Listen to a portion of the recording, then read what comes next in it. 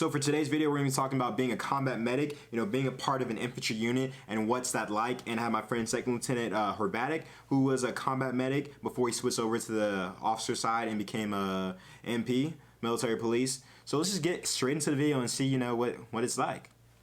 I'm Second Lieutenant Herbatic. I have a pretty similar background to Second Lieutenant Moser. I joined the Army in 2013, went to basic training at Fort Leonard Wood, Missouri. I also had my bachelor's when I came in, so I came in as a specialist.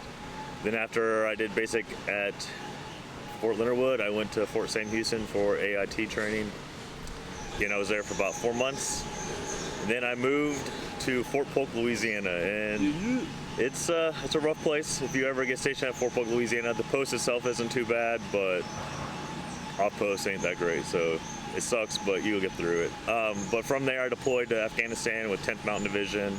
I went to Afghanistan for about 9 months, and so I was with the HHC 230, but also helped out with the other companies as well. So we went on patrols with them, did basic health care for the Afghans and for the troops, American troops, and the coalition forces.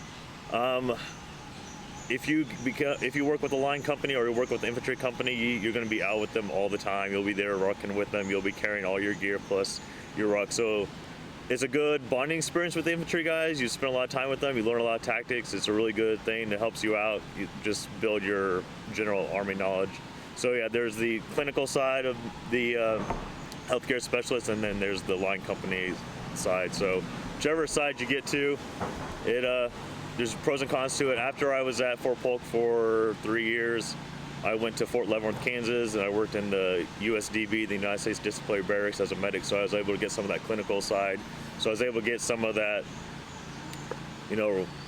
civilian side, more of a civilian side aspect of medical care, the basic sick call, all that other processes that you don't get as much on when you're working the line. But either way, being the medic, I think, is one of the best MOSs. The only reason I switched over is because when I did green and gold, I couldn't get a medical license real easily because I didn't have enough prerequisites, so I just chose to do criminal justice as my master's because that's what I had my bachelor's in, so it just was the easiest transition. And then, yeah, if you can do green and gold, that's obviously the best way to go, I think.